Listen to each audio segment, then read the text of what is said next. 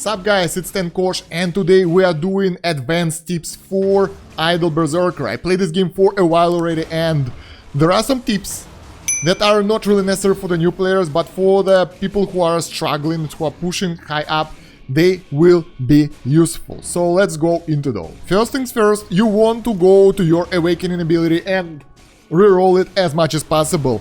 You are aiming to get SSR attack higher than 90-something% on all your slots. It will take a lot of time, so you can keep rolling it forever. And I advise you guys doing it when you got extra resources, if you got extra reset ability stones. So I'm doing it from time to time, but critical... Okay, let's leave it for now, because we need those for something else. That will help you out. The fact that you have different sets of your awakening abilities will allow you to reroll other sets while having the one that you're kinda happy with. So as you remember, when I did the first guide, I had this, and I was pretty happy with this, it was decent, but now I'm doing this, and that's doing way more damage to the enemies than it used to. So that's a way to go that will push you so far into the future, so far into the progression, so you really wanna do that. And since we're talking about rolling the ability, we would like to roll ability on our gear as well. And honestly, you want to aim for attack speed here mostly. Like, attack speed is way to go, everything else is not that good. So when you get the new piece of gear, you can reroll it. Once again, with the gauntlet and the weapon, it's pretty straightforward. You gotta equip the best one for the for all situations. The best weapon you can get, and keep rolling it until you get something good here. So let's try to get the attack speed here, or anything of S tier.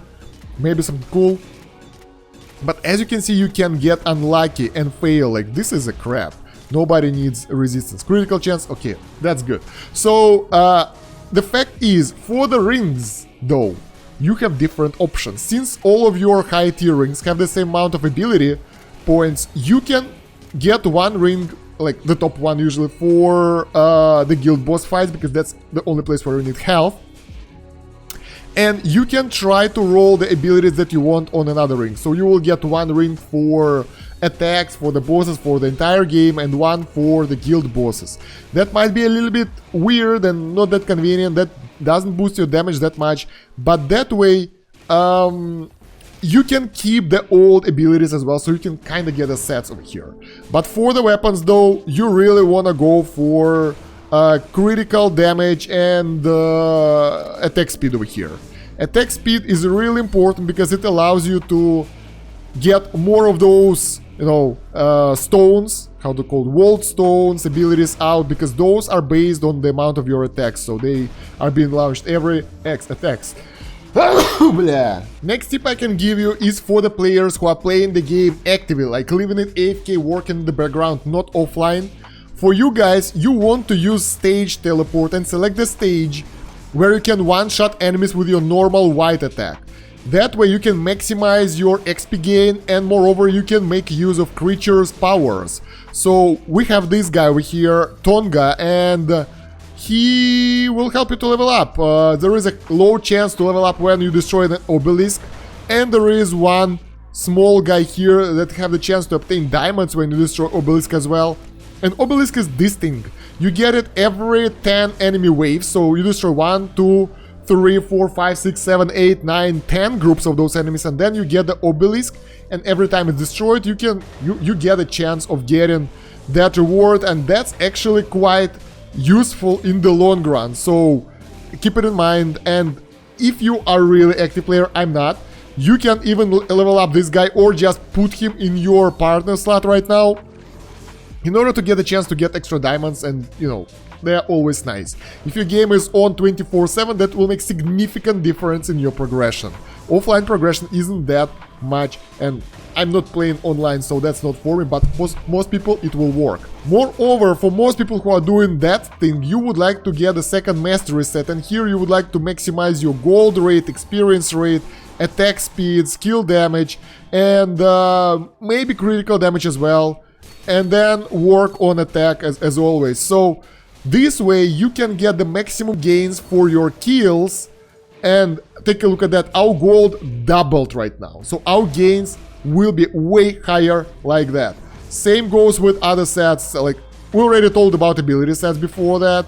So you can use the this preset for the farming run, and yeah, if you're playing it actively, that will make a difference. You might even create the set of your world stones for you that will give you the bonus enchantment stones and that kind of stuff, so drops, but it will be really expensive, so this is for the people who are really playing this actively. I already mentioned it in the normal video, but you really want to buy all the Dragon Realms key in the daily store and all Devastated Forest key in the store, and if you want, like if you like something, you can buy other keys over here, because that will allow you to progress so much faster, and you will overcome other people who don't do this. That's really important for you to get your awakening faster, and by awakening you can get so much stronger, so keep it in mind. Another thing are requests. Here you can do the reset, and if you don't get the Dragon's Realm key, at least one, you would like to do the diamond reset here. It's not that expensive, but that will give you additional Dragon's Realm key, and that will make you closer to your next ascension, so that's a good idea as well. I got lucky this time on the reset, and I've got a lot of keys and diamonds, so that was a good goal too. Next one are guilds. So for the guilds, I created mine right now because, you know, if you want, you can join my guild, by the way, Kin, because the guilds I found were dead, so that sucks. For the guilds, if you are a member of an active guild, or any guild for that matter, you really want to do guild attendance every day, and the more days consecutively you do, the more will be your rewards. Moreover, guild conquest is really important as well, because like that gives you the guild points and the guild missions. Guild missions is a totally different topic. I might do another video on this later. Even if you don't go for the guild goals, which are really fantastic, and you don't want to miss them out, just imagine getting 10k of those goals for missions. It's really easy for the full guild, and that will give you the summon tokens. You want to get those for yourself, because you also get those guild tokens here that you can trade in the guild shop. Which of those missions I would recommend? First of all, you gotta accept all 3 daily missions always, because that will give you more stuff. For the newer players, I advise getting that level up one, because up to level 400 I think it's so easy to level up. You will level up daily for sure, so you will get this one for sure. Then if you use the same skills, you know, the elemental skills, you should go for like World Stone skill. Those are really good and they pay well. And you can even go for the higher tier ones, like this one. Because I did this and I finished it in 1.5 days. So you can get 3 missions per day, and there is a total of 5 missions available right now. Like the lower you are, the higher the pay for the missions. So those are the best. Like the top ones are pay to win, guys. Mileage, dice, using 9,000 dice, using 200,000 diamonds, that kind of stuff. That's expensive, and summoning those things is expensive as well, because usually you don't save up that much. So out of the bottom ones, I really advise you guys going for single elemental build, let's put it like that, and getting high attack speed will help you to get those done. And you therefore want to get this one, for example, then, well, based on the amount of keys, you might want to go for dungeon ones. Here you will get another skill mission, that's really good, and I usually go for level up ones, or if you don't know, if you're not active, if you're like doing nothing in the game, you can go for this one. That's cheap, but if you are entering the game just for a few minutes, you can get 100 points for that easily, and that will, like, you can enter Black Knight's territory one time, as many times as possible. That's basically free. Everything else here, it's kinda cost and it doesn't worth it. So I would advise going for those skill usage ones, because we completed another one and bam, there we go, we got additional points. And why? Because even if you don't care about your guild at all, you can spend those guild coins here for the keys. And those keys will allow you to upgrade your gear faster and get stronger and all that. So, you know, it's a really, really good deal right here. So you really want to get that.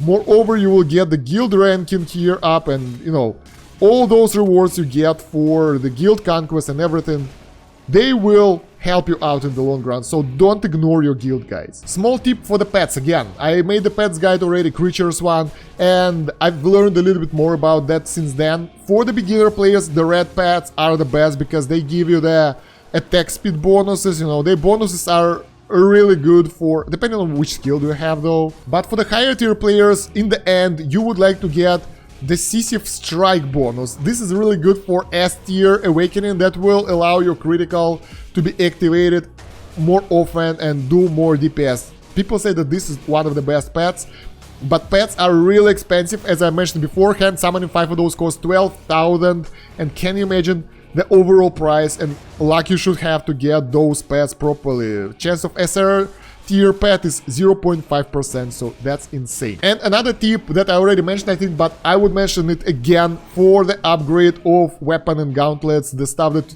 gives you more damage. I did my calculations here, and honestly, like even at my level of the SR gear of 106, it's better to upgrade this one for this insane price than upgrade the lower tier ones, because here you get only 1.5k attack for what, 28k, and it's even lower.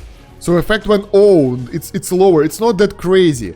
While upgrading your main weapon will give you like 6,000 something percent for 110. So you will gain way more if you upgrade your current gear. The lower tier gear should be upgraded as a secondary stuff, to be honest. So yeah, just do it when you have some extra money, but I mean, yeah, it doesn't worth it that much. Let's see, we got 34k, we upgraded, we got 34.6 attack when owned, so oh my god, the gains are so neglectable.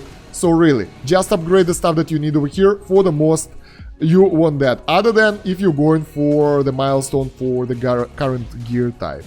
And you really want to get those one, attack based on HP percent. That will make your HP more useful. And the last small tip, I think you already know that you can get dedicated presets for each dungeon. I will make a separate video on those presets a bit later when I learn it more, and that will allow you not to change it all the time.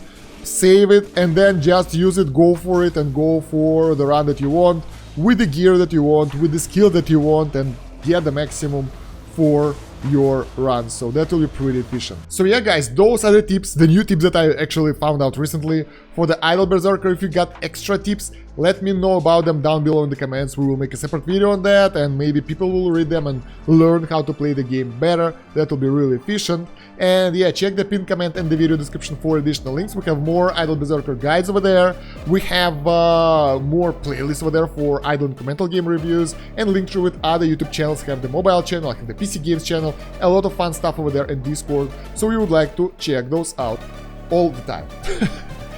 Other than that, guys, thank you very much for watching. That's about it for now. Stan Kosh out. Have a good one. Bye.